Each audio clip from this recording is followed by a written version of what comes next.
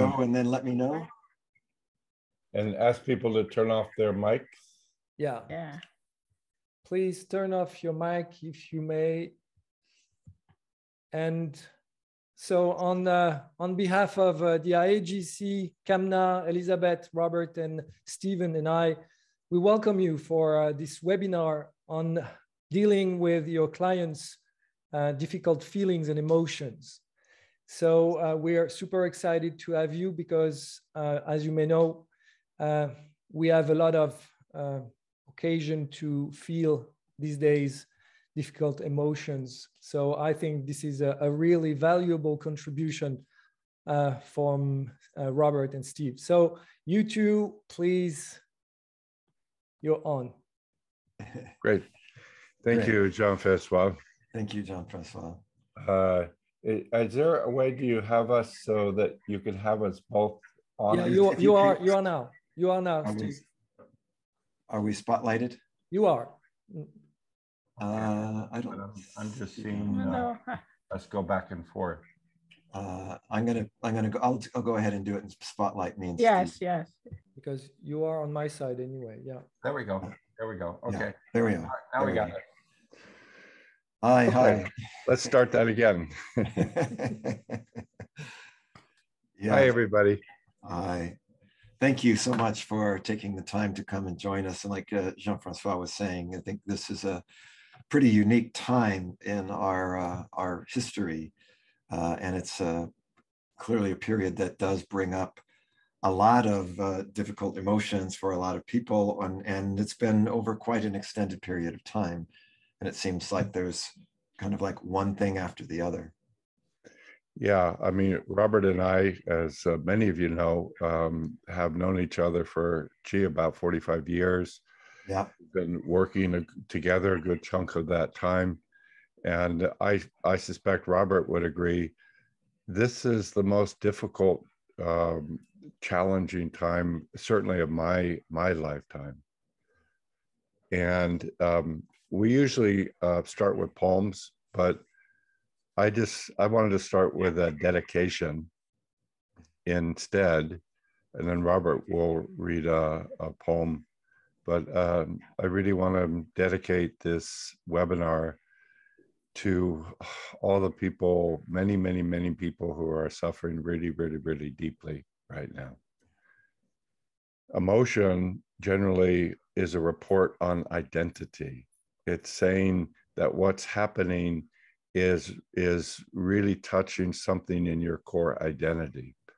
And our identities, our individual identities, our collective identities are changing so deeply at virtually every level. And so it's not surprising that there's a lot of intense emotions.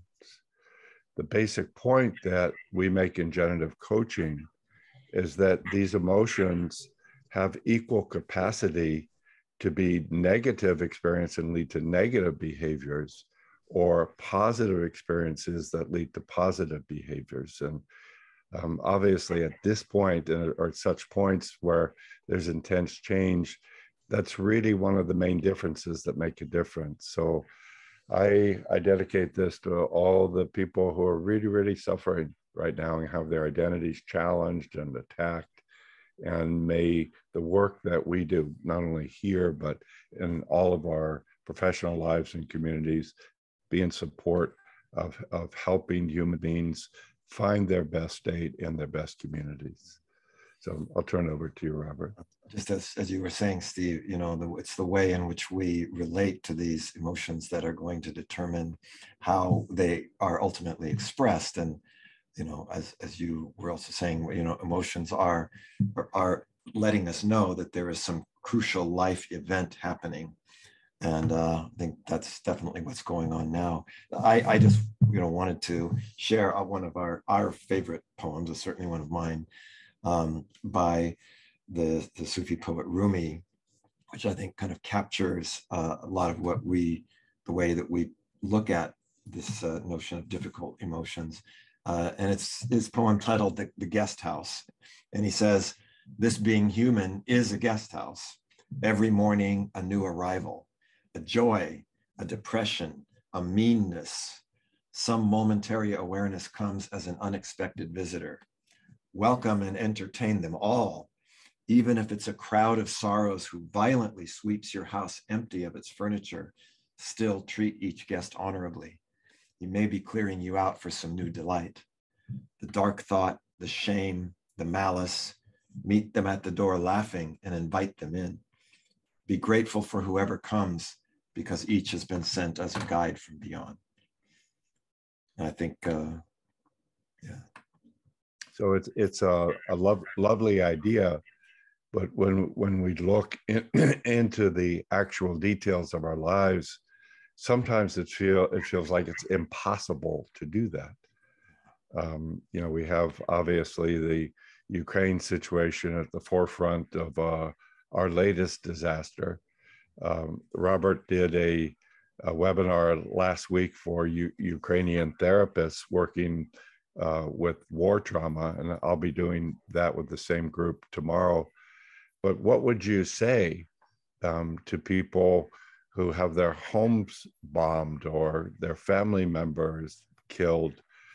How could you read that poem to them? Or more maybe practically, what kind of spaces could you open that would allow people to be touched by that, but in a way that allows them to find their deepest resources so that they really can use it? Not maybe immediately, but it can be one of the most important positive turning points of a person's life. I think this is sort of the as we say, the gift of some of these difficult feelings, and especially as Stephen says, they're touching us at an identity level, and so it's this possibility to move forward and to get actually access to our deepest resources. Yeah, go ahead, Robert. I was just going to say, there's several methods that we wanted to present about how that might happen, how kinds of things that we do in generative coaching that could make a difference. And I think I'll share some of our slides here. So that, by the way, you may probably know that those are Aikido people, something that I trained in a long time. And if you notice the way that the person on the left is receiving the attack, or what is there to represent negative energy, it's open-handed. But it doesn't take long to see the open-handedness is only done if you feel this centered, open, aware state.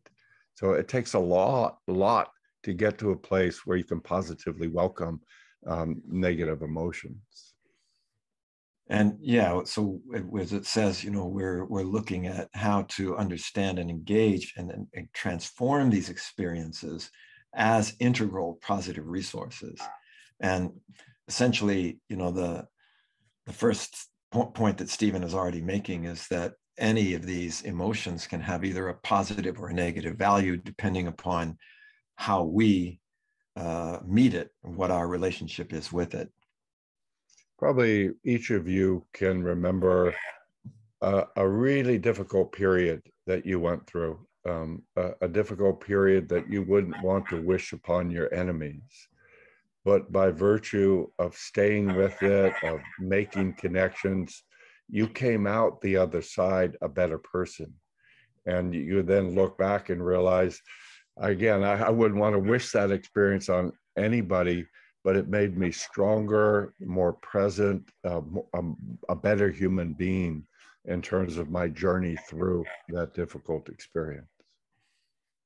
And we in generative coaching, we talk about two fundamental ways of meeting these difficult emotions. One is in this acronym, COACH, and the other is CRASH. COACH is, you know, centered, open, alert, attentive, connected to resources, and then able to hold what is happening.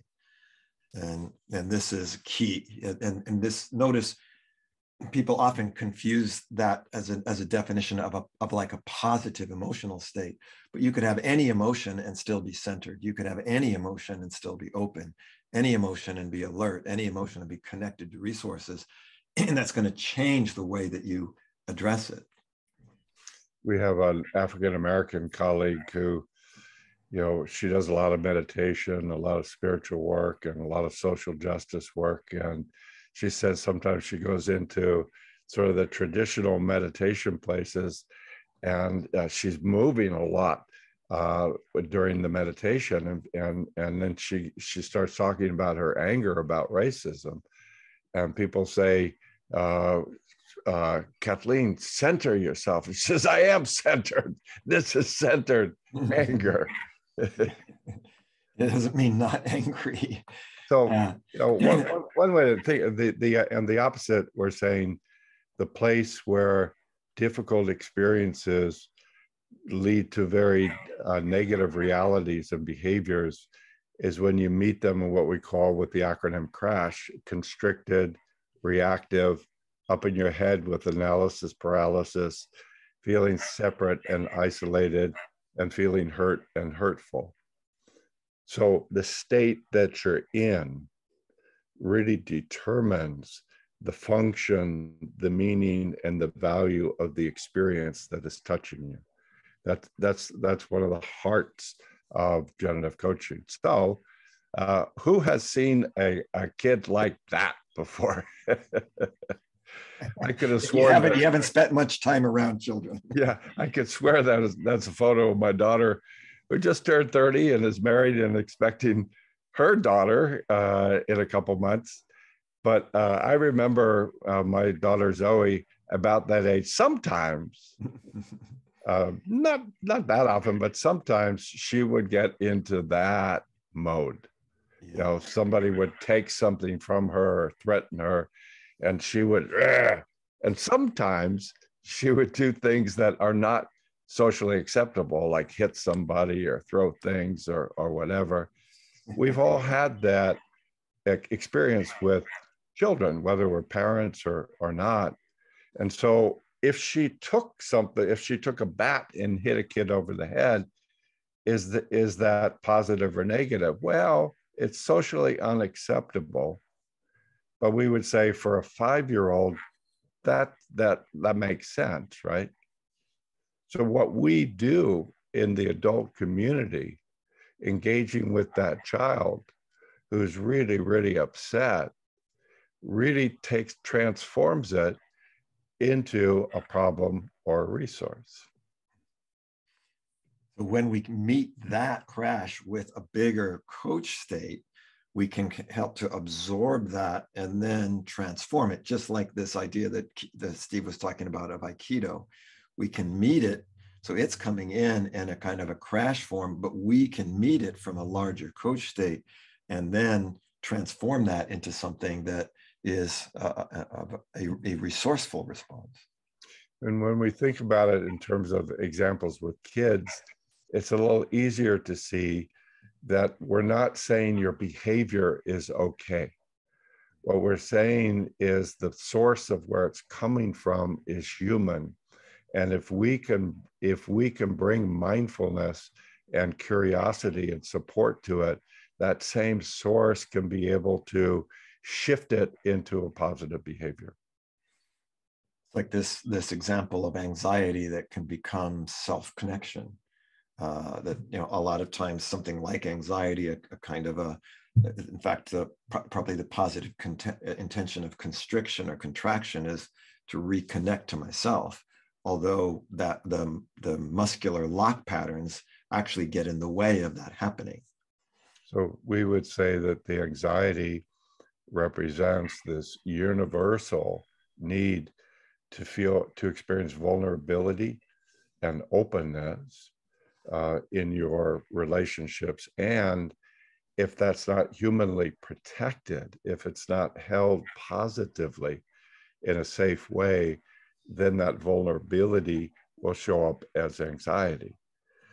So often people come and they'll make a request, get rid of this, change it, just make me, completely unanxious. Right. And we would say, at best, as a short-term strategy, it might work a while. but the place where that anxiety is coming from represents a universal human energy that is going to be activated over and over and over again in a person's life. So in order to transform obstacles, we're saying we want to have this resilient coach state. So because we're going to be meeting, as Steve says, you're going to be meeting these things again and again. So it needs to be resilient.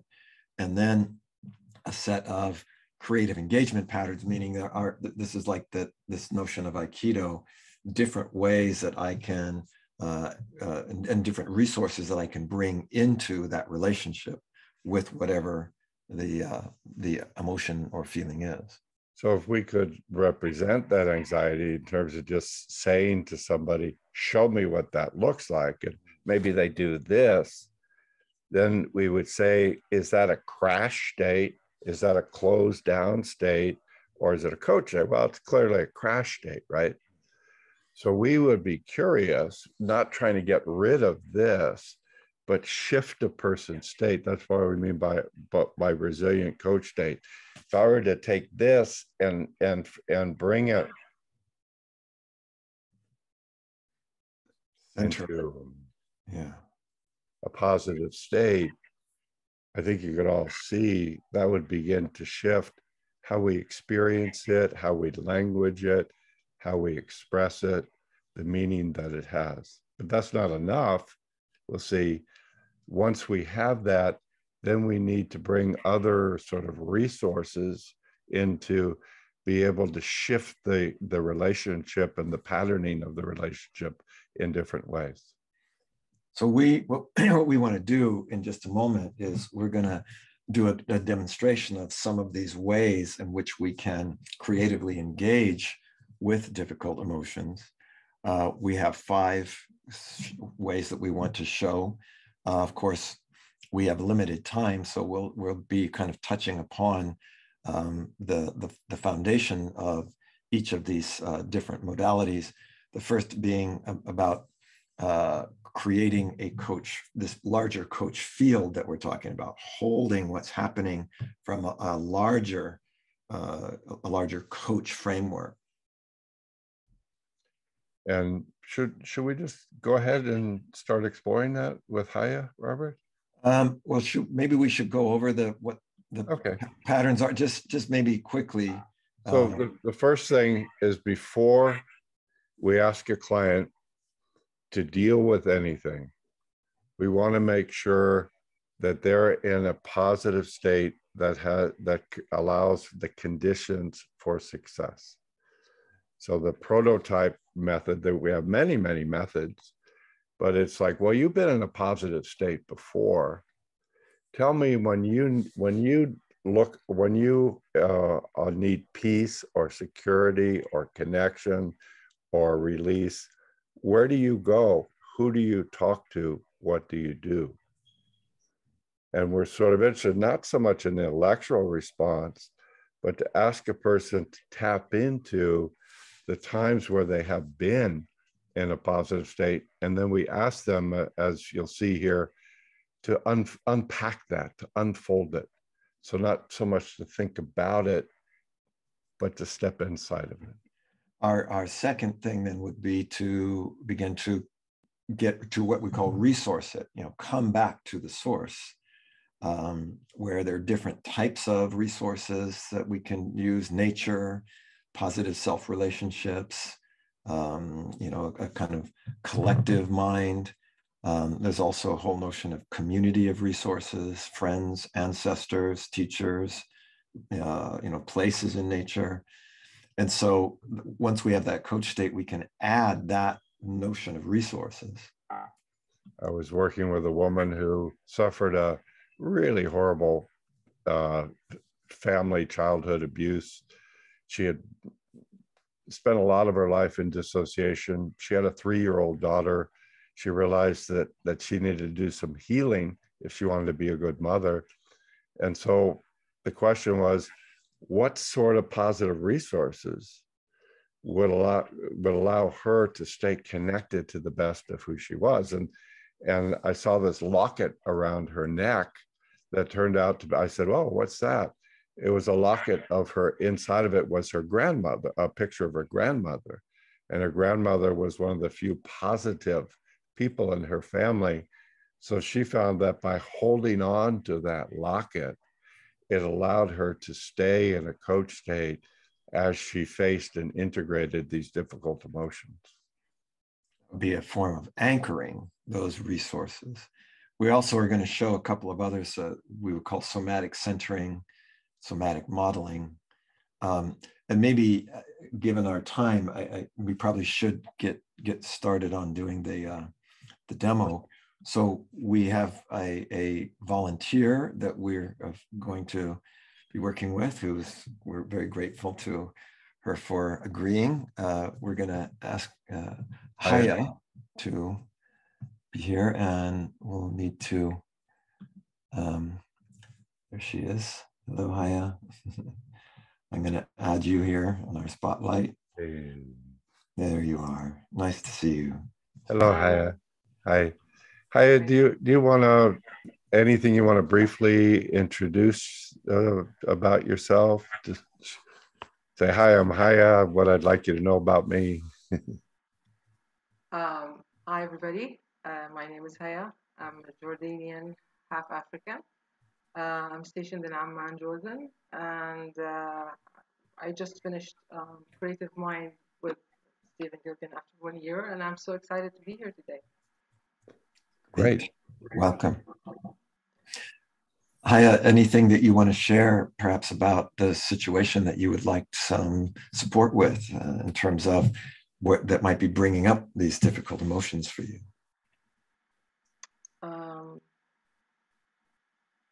Actually, I lost my mom almost a year ago, and Sorry, how long ago?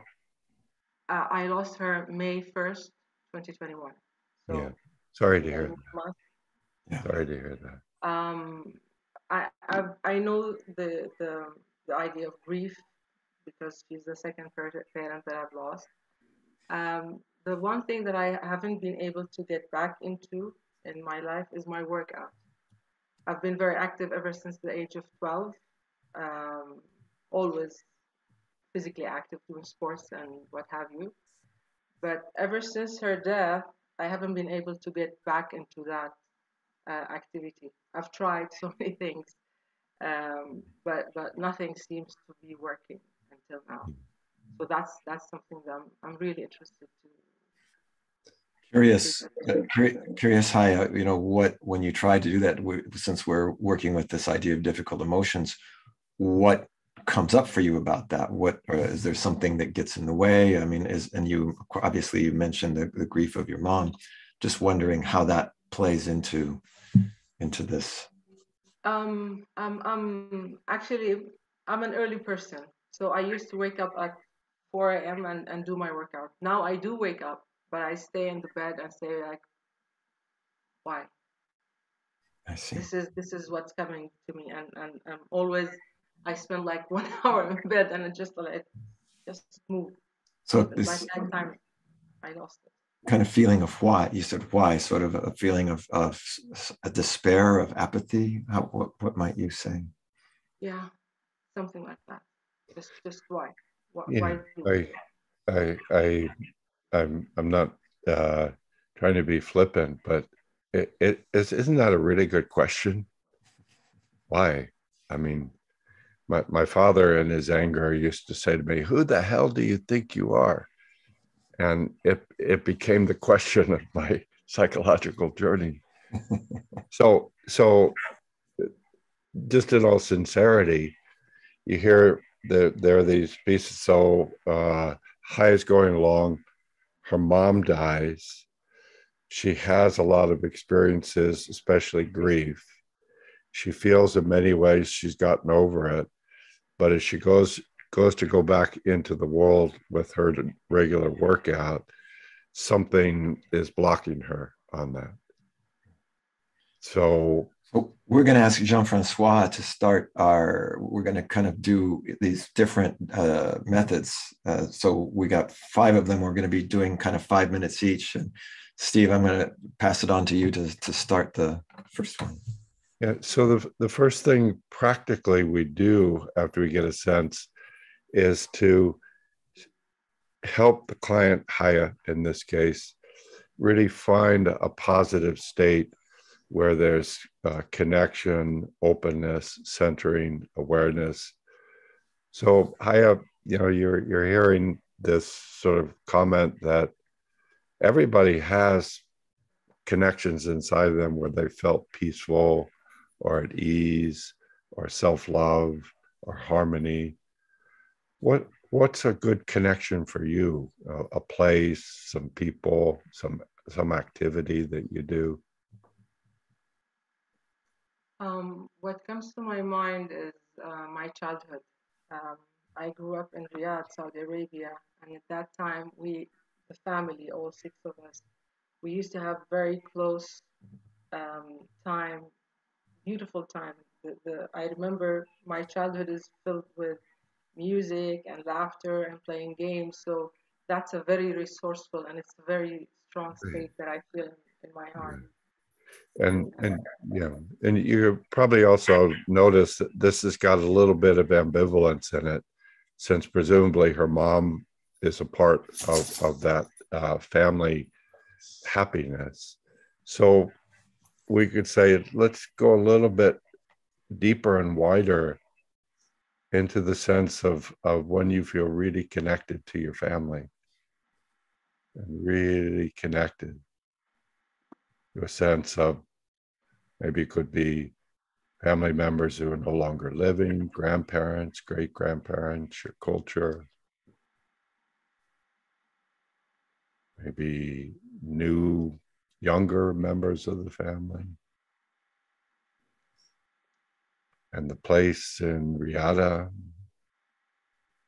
where you felt music, where you felt that connection of bonding. And most of all, just let yourself breathe that through your body. And each little sensory element, take it like a little drop that moves through the liquid consciousness of your body. And tell me what happens with that.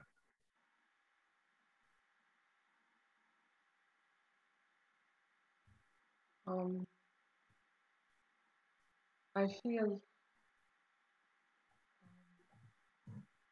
I don't know how to say it. Yeah.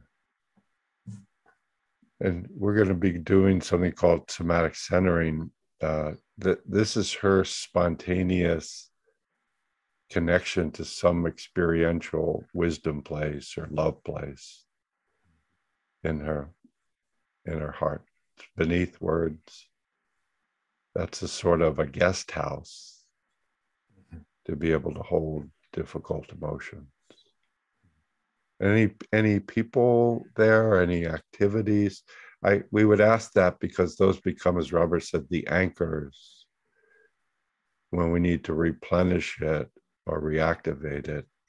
Who would be the people? What would be, was it their tree? Was their home? Was there?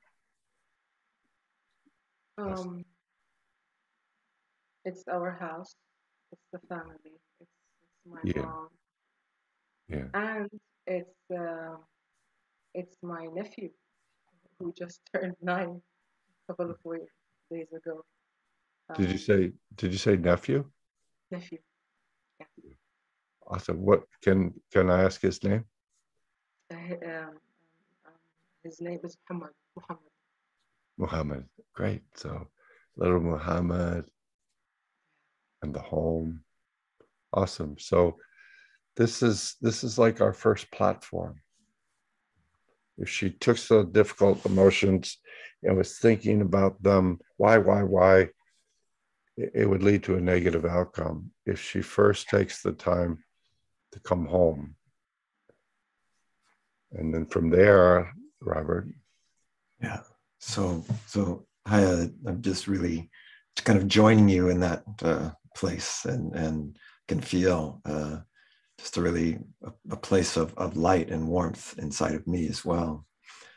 And the thing I'd like to explore is, as we think about this, to kind of begin now to focus a little bit more on some specific resources that could be particularly helpful for you, especially in terms of this desired, intention that you have to kind of get back into your exercise routine, but I think also kind of dealing with this larger transitionary period of grief, with your mom. And so, Steve was already kind of mentioning different possibilities of like things, trees, etc. But I'm kind of curious about, as you think about this intention that you have of kind of getting this place, this pattern back into your life and dealing with the why, but rather than getting trapped in this why and sitting, like you said, sitting in bed for sort of an hour, what resources could really help you to engage with this in a way that you feel I'm doing it from the best of myself, rather than kind of in this, what it seemed to me to be just a holding pattern in a way. And I'm just curious, as you sort of keep that place of connection here, and maybe begin to, imagine what it is that you would like to be able to, to transform the situation into. Curious what comes to you.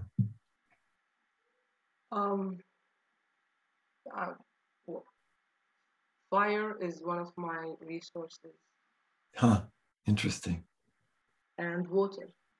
Fire and water. And interesting. Both are resources. Butterflies are resources to me. Wow. Okay. Trees and my dog. Your dog. I like fire, water, butterflies, and your dog. I mean, this is and I see this kind of spontaneous gesture, and it seems to me this might be a really interesting place to kind of explore as you're kind of imagining, waking up and this question is coming to you, why, and you could bring a little fire to it, a little water to it, little butterflies to it, maybe even your dog, and just kind of noticing what happens. I mean, as you also stay connected to that place of those childhood memories, Riyadh, your nephew Mohammed, and just noticing. I'm wondering, even what is the positive intention of this wondering why? What is it wanting to awaken for you, or to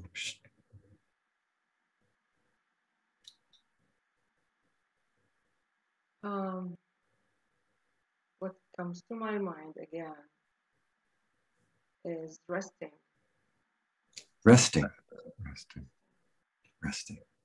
Because I've been very engaged before. Yeah. And funny enough, a couple of months ago, I discovered that I had so many injuries that I wasn't even aware of. One of which was a broken collarbone. Wow. Yeah. So that's interesting. So it was so engaged that you had this broken collarbone and didn't even know it. So it seems to me there's something here that's resting as part of it, but also it's something about maybe a kind of self-caring as well. And I see that was, to me, I just saw a very deep breath there that I was quite touched by. I think there's perhaps an acknowledgement or an understanding.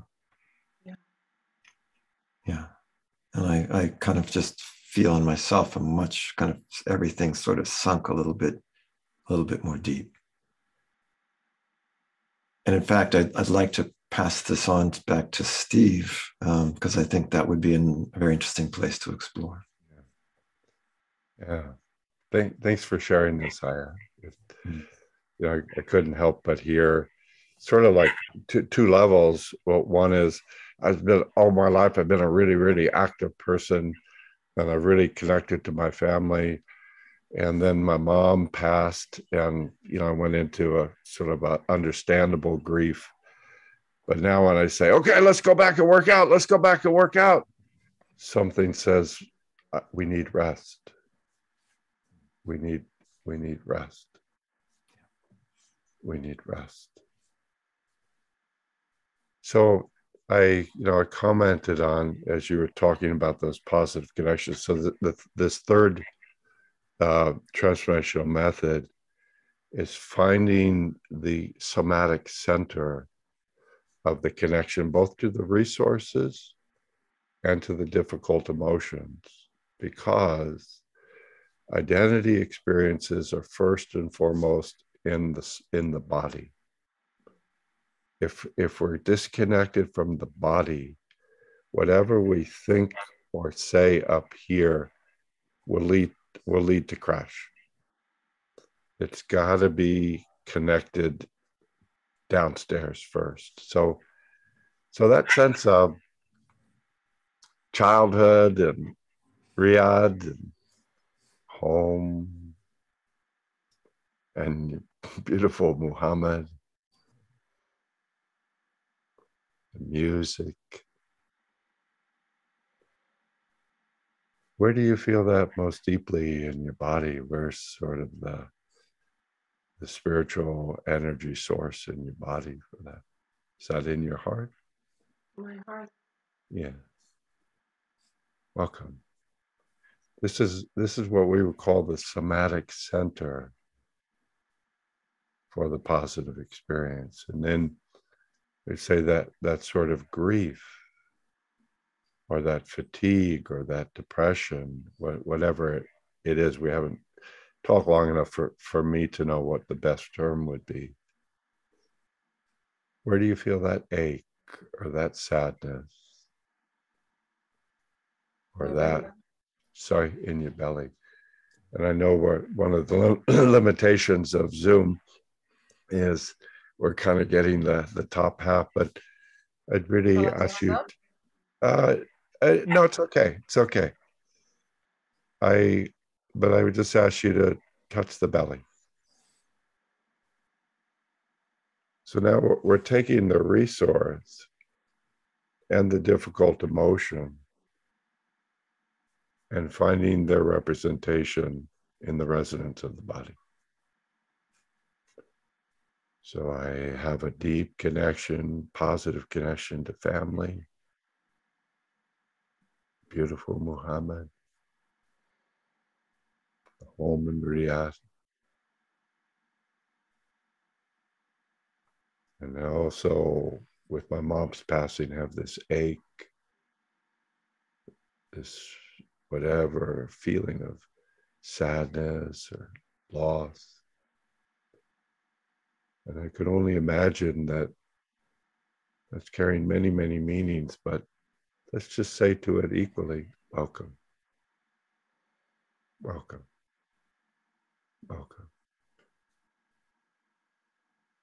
And then usually what we would want to do, almost like working with a couple, is I sort of have that feeling of moving to the beauty of my home,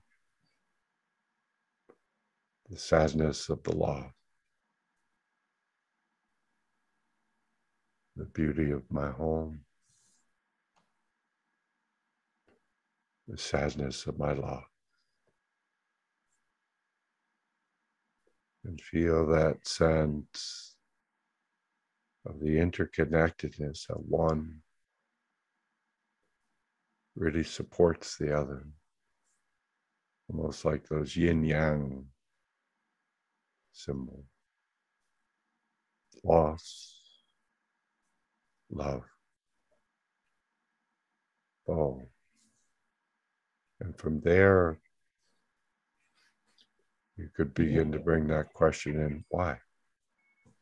From that place of positive connection. And so, Robert. And yeah, hi, I think one of the things I think could be very interesting to do here at this point now is kind of go back to this place where, you know, you were saying that that place of why was all about sort of wanting to rest. And I'd just be curious if you were to make a gesture that showed, okay, I just really want to rest. That's what I most want to do. If you were going to, maybe, you know, you were talking about possibly standing up earlier. I'm wondering if you might be willing to stand up with me to just do this part where we would want to show with the whole body, you know, here, okay, there's this part of me when I wake up and you know, it just says, I really need to rest. You know, I've had this, I've been so, in some cases, unaware of my own self. I've injured myself, broken my collarbone. I really need this rest. How would you show that with your body, as with a gesture, a somatic movement or model? Yeah. And so I see this kind of, and yeah, so, you know, yeah, you're not upright, you're just like, yeah, like this. Yeah. And we can kind of see a lot of crash in that, isn't there? It's kind of, and I'm curious if we just sort of really welcome that and really want to say, yeah, I really can stay centered in this wanting to rest. Something just needs to fall apart, to let go. I'm letting go. Letting go. And then you're also saying you have this other part of the fire, the water, you know, that you have your butterflies, your dog, and kind of this, yeah, I'm curious when you kind of really get that sense, yeah, that these big resources there, fire, water, butterfly. Around me. Around me, yeah. Around me, circling me, yes. And then kind of let's go back to that place of, yeah, that around me can help me to just let go, rest.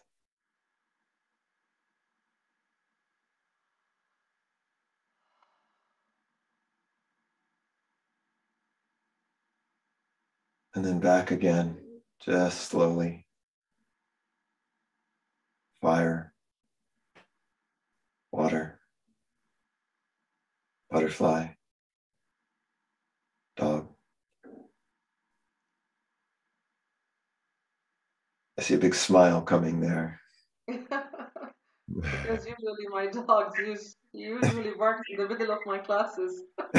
Now he's quiet. That's interesting. I'm sure that makes sense. I'm sure too. I love that. And then let's kind of be like, I can just let go.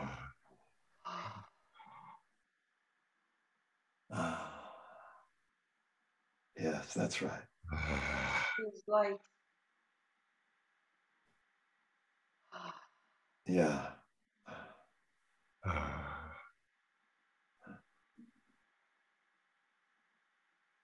And I'm curious, what do you become aware of? What happens as you can do this? That's right. just like there's been a weight on your shoulder and it's just removed so that you're Yeah. like,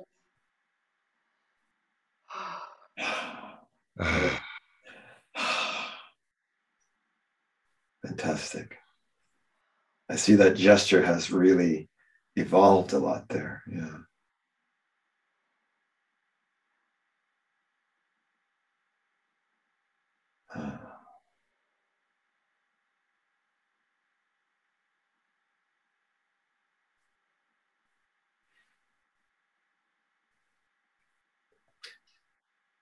And Haya, when you're ready, if you want, we can come and sit back down again. And so I hope you can see, you know, one of the things that we're sort of touching on is these two different sides of the self. One would be, I feel connection. I feel this positive feeling with my family. And then with my mother's passing, I feel this really sad feeling with my family. Also, I feel this connection to always being an active doer, somebody who really likes to be active in the world. But what's happening is I'm also getting pulled to go inside and to just let go and to not push so hard. So those are what we call some of the basic rhythms of creative wholeness. You have the two sides, and often the difficult emotion or the difficult behavior is representing one side that hasn't been integrated yet. And typically big identity experiences like the death of a parent, the birth of a child, they sort of are calling you to integrate something. What do you think about that, Haya? I feel very light, and what you're saying to me makes a lot of sense, but I never thought about it like that. Yeah. Yeah. I felt like I was caged and I was stuck, and every morning I have the why, and I'm just twiddling my thumb and thinking why. That's my only exercise. Yeah. So that's sort of a somatic model. We caught in the middle. So usually we say, okay, usually what I do, I'd get out of bed and I'd go to work out and I'd get active and I'd do my work. But something says, no, you got to rest first. You got to go the other way as the entry point. Well, and the other side of that is, like, as you said, sort of being so out there that I can break my collarbone and not even know it. I can injure myself. And so some part of me is going, no, you need to take care, come inside, be caring of yourself as well. Yeah. And surely for many of us, the death of a parent reflects our own mortality. We realize I need to make peace with myself. My life is limited. My time here. So and our fifth modality is this notion of what we call the relational mantras, of saying, wow, I want to get up and do what I usually do, but instead I'm kind of going, why? We would say that, rather than, oh, shoot, let's fix that. We go, that's interesting. That's interesting. I'm sure it makes sense. I'm sure it makes a lot of sense that that's really what is compelling me right now. Something is trying to heal. Something is trying to integrate. It's trying to be heard, to be held, to wake up. So we're creating these coach plus conditions to say, welcome. Don't think about it here, because you're thinking here, it's just a map from what you did before. Create a place where you can connect in your heart and soul in the present moment of now. Yeah. That's right. I'm sure it makes sense. Yeah. Welcome. Interesting. Welcome. Isn't that interesting? Something is really needing my attention. I can hear you. I can hold you. Something deep, deep inside of you. I can heal you. Is integrating, healing, transforming. Welcome. Fire, water, A child, Mohammed. butterfly, Family. dog. Release. Release.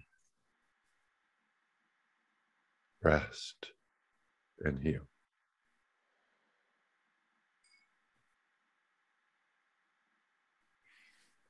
So, okay, if we stop here, Haya, yeah. I'm just curious, Haya, anything as we kind of orient towards the future in terms, we often like to end with a possible practice or something. I mean, because we know this is something that's recurring during many times. What what could be an interesting practice that you might take with you from what we've done here? And you, I'm already doing my coach state every morning, and it keeps me grounded and centered. Probably I'll start something easy until my injuries heal, because I really need to slow down. Usually I get injured, I sit and I move on. I know I don't stop, but I think at this age I really have to. so maybe it's taking time and listening into your body. Yeah. And I saw you making this very interesting gesture, which seemed to me to be very, very useful. Right. You know, just add that a lot of times when we're in these transformational periods, self-improvement can actually be your enemy. Because we've got these... We're running away from... We've got the maps from our last identity cycle. And it was like, okay, if I just like commit and stay active and get things done, then I'll be able to accomplish things. And then you realize I'm at a stage now where I have to let go of the forced action. Okay. So, thank you, Haya. Thank you. Thank you. Thank you, Robert. Thank you, Steve. And if you all, if you would like to turn on your microphones, and if you want to send Haya a little support or love to her, you turn on your mics and a little fire, a little water, a little dog barking. Wonderful work. Beautiful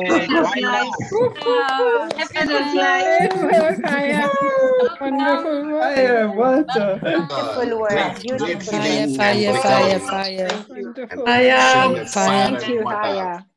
Water. Be good, Haya. Beautiful work.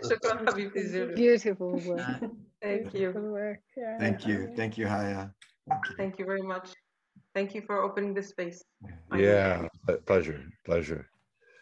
So, okay, so we have only a couple minutes left here, and I know we also have some announcements. Maybe, I don't know if we have time, we might have time for a question, or maybe we should just review a few things given the timing. So, yeah, you know, again, what we start out by saying is we're in some really, really difficult times.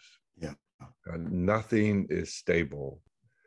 All of the old ground institutions have decayed and are falling apart. That provokes a lot of intense emotions. We've got two directions to go, I believe. One is we lock down, and our satellite mind, our ghost mind, our left brain spins out even further into conspiracy theories and fascism and war. It's mounting and mounting and mounting. The other alternative is to take the breaking of the old order as an invitation to go more deeply inside our heart and soul, and to begin finding the new threads and the new weaving of a next generation of community and connection. So the stakes are very, very, very, very high, you know. So what we're really looking at in generative coaching is how to go more authentically and honestly into the connection, into the experience that is being presented. Find that there's something deeper than negative emotion or suffering, and open and hold that as a space. So whatever these difficult experiences are, we can use them of the ground for our death and rebirth transformational process. Having considered the alternatives, I think we can all say, let's do it. I think I would add to that is, you know, that in generative coaching, we're, you know, our whole purpose is to not only practice that for ourselves, but to help others to do that. And you see that there are some, I think, some of these very simple but powerful methods. So this what we were demonstrating today is what we call our step 5 in the 6 steps of the generative coaching process, which is dealing with these kind of difficult emotions, obstacles, like Haya was talking about. You know, I want to kind of get back to my old routine, but something keeps interfering. And so we would, in generative coaching, we don't actually hear that as a problem.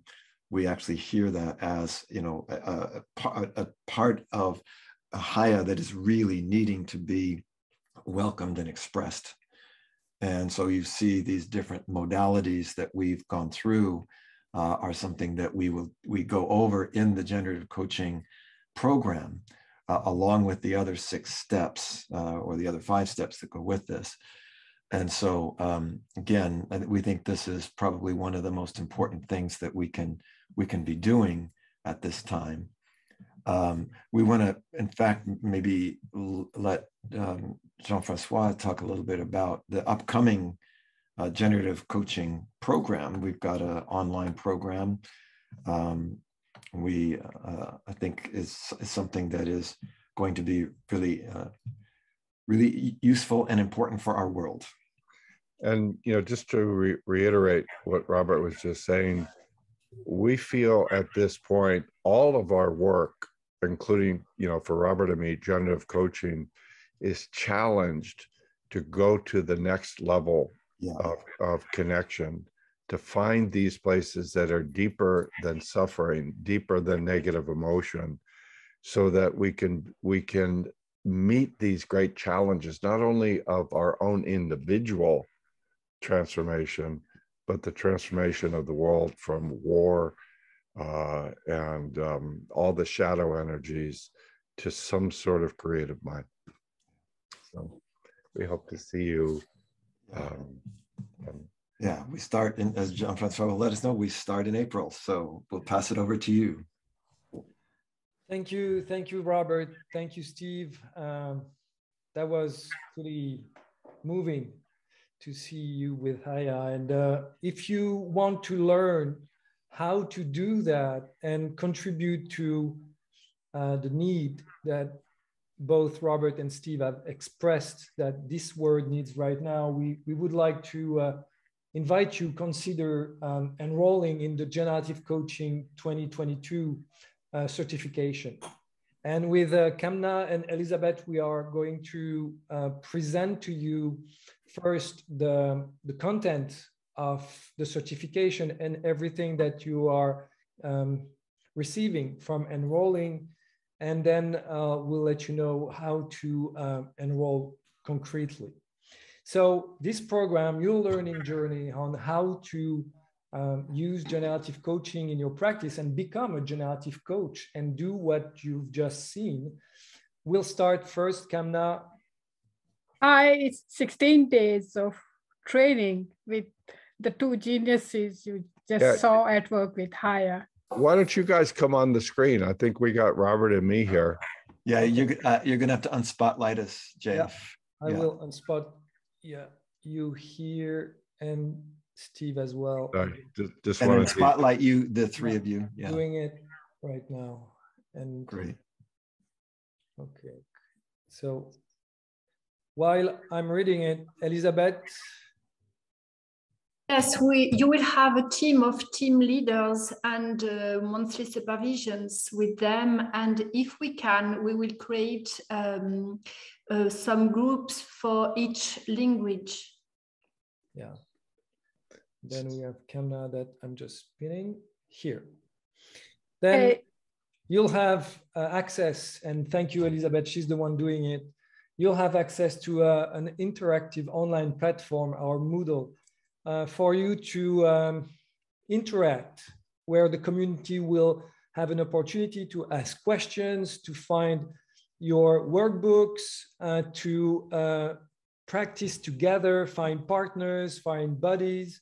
So this is the place where all in between the sessions, where all the fun will be. Yes, and to support this interactive work and the fun work, you will have access to the recordings of the whole series for 6 months. Yeah. Elizabeth? Yes, and of course, you'll be part of this international learning community with the online Moodle, but also maybe with WhatsApp group or by creating some partnership. So all is possible for that. And as you may know, the first volume is already out. The first volume of Generative Coaching is already out. The second is about to be out. No, it's out. It's out. It's out. So now, yeah. Okay, you learn it just as I learn it as well. Yes. So you'll be receiving the 2 volumes of Generative Coaching, which is, to my perspective, high-end workbook, because that's basically the highest workbook you can have as a participant, is to have the books that are the core of generative coaching. And to top it, you will have 2 years of membership to the International Association of Generative Change, free of any additional cost. Oh, yeah. It's a wonderful community and you'll be welcome into it. Elizabeth? Yes, and you will have the opportunity to become an IAGC affiliate members and to have some partnership project as generative coaching trainer. This is a new way for Steve and Robert to how can I say, to spark the world with this generative approach and to grow together. Mm. And finally, Steve and Robert have agreed to add 2 bonuses. These are audio files that you'll be having for yourself as long as you live. And so it's going to be about how to develop a coach state through positive memories, the 4 directional generative truth. And with Robert, he will offer you the inner game and holding difficult feelings audios so you can rehearse and hear and feel, as well as with the Strategies of Genius audio series. So that's basically what you get when you enroll in the program. And of course, we would like to present to you the good news of today. As you've stayed so late, we have reopened the first early bird price for you tonight. You have 48 hours to enroll and benefit from the first early bird price, because the regular price of the program is $3,500 US. We had the first early bird price that was running till January 31st. That was $2,800. Yes, Francine, good morning. We're still here at Versailles for day. Oh, we have someone with the mic on. Please turn it off if you can. And then we had the second early bird that was $3,150 US. So the good news is that for you that stayed till the end of this webinar, we have reopened the early bird price for $2,800. And for that you have 48 hours to enroll, so that as you know, the program will start April 7th. So we need to know who's going to be there so we can manage and organize the whole training. So the sooner we know, the better. So that's how we thank you for enrolling in the next 48 hours. And just know that if you want to bring friends, like come with a group of 3 people, then the price goes down to $2,520. And Kamna is the person to talk to if you want to enroll, or if you have any questions that you'd like to ask. Just know that there's a spirit here. So we have put in place installments for payments. So that's something we can also have in mind, as long as it's ecological for CAMNA to run with all the installments that are in place. But that's also part of our gift and Robert's and Steve gifts to you to make it available as easily as possible for all of you. Stephen, you want to conclude the whole webinar? You want a word? We are all interconnected. I think there's an ancient piece of wisdom that's now showing up in neuroscience that the whole of the universe is in every grain of sand. Our interconnectedness determines everything. Everything that's happening is breaking things apart as an opportunity to find a deeper interconnectedness. It takes work, it takes commitment. The generative coaching community is one place to do that. So let's do it together. Let's be able to do some really good stuff that can make a difference in the world. So thank you all for being here today. Really appreciate it a lot. Yeah,